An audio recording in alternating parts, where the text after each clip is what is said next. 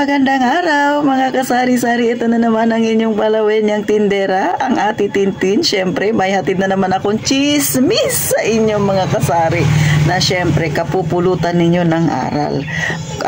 Makakakuha rin kayo dito ng idea. Pero bago tayo mag-umpisa, abay mag-subscribe ka muna kay Ate Tintin. Libre naman yan. Huwag ka nang mahiya. Pindutin mo na yan mga kasari. At pakilike na rin ang aking video, kasabay na rin ang pag-click sa notification bell. At syempre kung hindi kayo busy, pakishare na rin mga kasari. At eto na, umpisa na natin ang Real Talk at masaya nating chismisan. Pero bago tayo mag-umpisa, hihingi ako ng pasensya dahil medyo maingay talaga ngayon dito sa amin mga kasari. Ang lakas ng TV ng kapitbahay namin, parang gusto nila na pati ako ay manood na rin. Huwag nyo nang intindihin. So, ngayon pag-usapan natin mga kasari, no? Alam ko, isa ka sa masasapul dito. Kaya nga, isi-share ko ito sa inyo kasi si Ate Tintin ay sapul na sapul din. Para hindi lang ako ang masapul, pati ikaw na nanonood, masapul din. Ito na, i-share ko na talaga mga kasari. Tanong lang, ha? Pwede mong sagutin dyan sa comment section. Bakit ka nahihirapang mag-ipon? Ikaw na may income araw-araw dahil katulad mo, ay katulad ko, ay isa ka ring tendera. O syempre, araw-araw na may income. O, kung hindi ka naman negosyante, ikaw naman ay empleyado, meron kang pinagkukunan, o diba? Bakit nahihirapan kang mag-ipon? Pero yung ito, pwede mong sagutin sa comment section, pwede ring sagutin mo lang sa isipan mo. Bakit hirap na hirap kang mag-ipon? Bakit hirap na hirap kang magtabi ng pera? O baka sabihin mo, marami kasing bayarin Ate Tin. O yun na nga, di ba? Maraming bayarin. Pero bakit? Kapag ikaw ay kukuha ng appliances katulad ng TV, ng ref, o kaya naman motor, o siyempre maghuhulugan ka, bakit meron kang naitatabi? Bakit kaya mong magtabi para maihulog ka doon sa gamit mo? Bakit pag sinasadya mong mag-ipon ka para ilagay mo sa savings mo, hindi mo magawa sisi? Sino ang tinamaan dyan? Siyempre kabilang si Ate Tintin dyan, kaya nga na-share ko to sa inyo. Napaisip ako ng mga kasari. Siyempre si Ate Tintin aminado, gaya nga ng sabi ko, kahit ng mga nakaraan pa, ako ay meron akong utang na sinalihan, Life Bank. Pero kanina napag-isip-isip ko, baka huling renew ko na lang siguro dahil kahapon nag-release ako. 12K lang yung inutang ko. So dati dapat mas mataas na, dapat ang ino-offer nila sa akin ay nasa 30K na. Pero sabi ko, ayoko ng 30K. Masakit sa ulo yan. So sabi ko 12K lang kasi ang weekly ko doon ay 600. So kayang-kaya, hindi ko siya iniinda. Pero naisip ko, habang nakahiga ako kanina, sabi ko, last ko na lang ito na renew mga kasari. So 6 months lang naman yung 12K na yan. So sabi ko, ititigil ko na. Tapos napaisip ako, bakit nga ba bakit pagpipilitin mong mag-ipon, magtabi para ilagay sa savings mo, hindi mo magawa? Pero pag may bayarin ka, bakit may nailalabas ka? Tinamaan ka rin ba? Isa ka rin ba sa kaparehas ni Ate Tintin?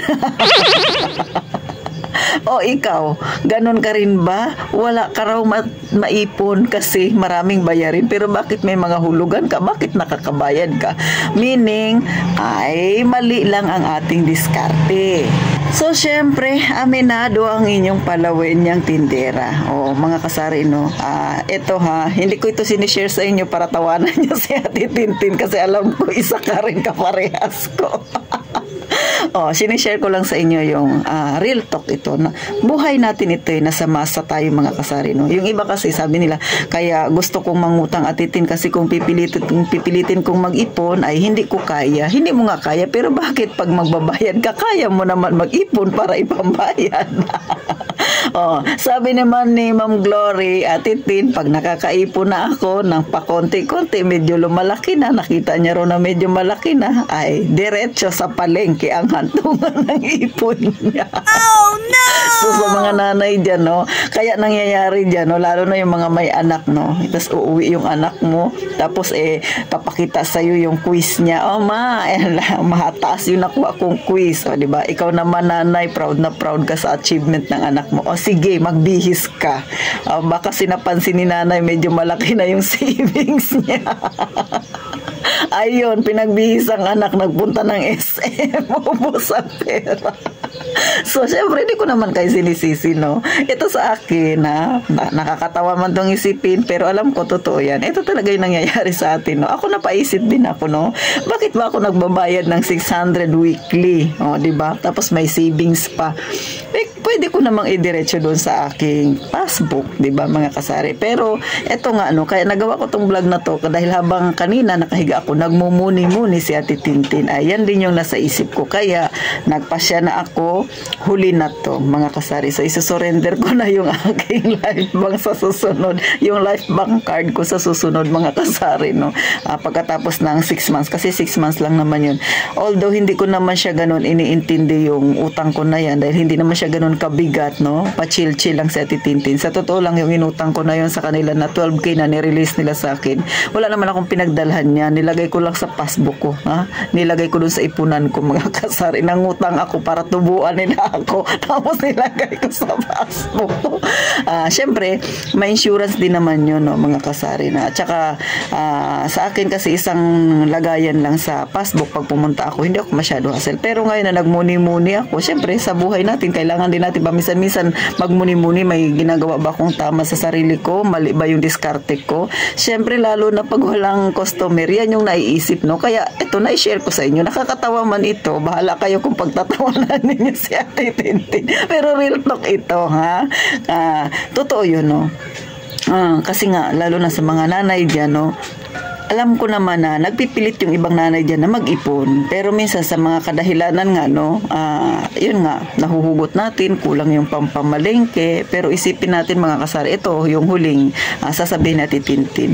Pagka hindi tayo nag-ipon, mga kasari, no, para sa ating sarili, ay paano pagka tumanda na tayo at hindi na natin kaya pang magtrabaho, no? Lalo na sa mga may anak dyan. Ako kasi, mga kasari, no, isa lang yung anak ko, pero pinagbubuti ko yung paghuhulog ko sa SSS ko. Siyempre may pag-ibig din. Kasi iniisip ko, mga kasari, no, hindi natin pwedeng iasa yung sarili natin, yung magiging kinabukasan natin sa mga anak natin. Lalo na nagkakaedad na tayo, dapat meron din tayong itabi para sa ating sarili. Kaya ito, ha, payong kapatid, payong Ate Tintin sa inyo, mga kasari, no, sa mga brother ko dyan na kagaya ko, hardworking din kayo. Mag-ipon para po sa sarili ninyo. Lalo na kung kayo ay pamilyado, huwag ninyong lahat ibigay todo sa pamilya ninyo, no. Mag-ipon, magtira tayo para sa sarili natin. Sa mga tinderang kagaya ko, kayang-kaya natin yan, pwede tayo mag-umpisa sa pakonti-konti. Huwag tayong magdahilan na hindi natin kaya, mga kasari, no, kasi isipin natin para yan sa ating kinabukasan. Pagka tumanda na tayo, may mahuhugot tayo, mga kasari. So hanggang dito na lang sa Ate Tintin. Katatawanan man itong nabanggit ko sa inyo, pag-isipan mo pa rin. Sabi ko nga, bakit pag sa sarili mo, hirap na hirap kang mag-ipon?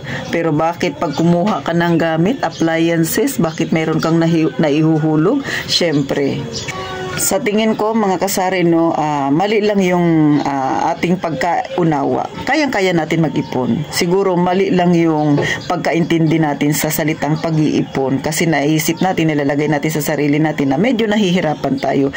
Pero isipin mo na lang din, no, para ka lang ding naghuhulog ng appliances pagka nag-iipon ka. Yun nga appliances mo, kaya mong tapusin yung pagbabayad. Yun pa kayang pag-iipon. Sa umpisa lang mahirap, mga kasari, no. Ini-encourage ko kayo na mag-ipon tayo hanggat kaya pa nating magtrabaho, hanggat kaya pa nating magtindahan, magbantay, mga kasari. Huwag nating antayin na may mangyari pa bago natin maisip na importante talaga yung pag-iipon. So bilang kapatid, sana nakakuha kayo ng kaunting idea kay Ate Tintin. Totoo, nakakatawa ito, no, pero real talk ito, mga kasari. At sa mga kagaya natin na sa masa, nangyayari talaga ang ganitong klase. So hanggang dito na lang si Ate Tintin. Gaya nga ng palagi kong sinasabi, mag-iingat tayong palagi, mga kasari.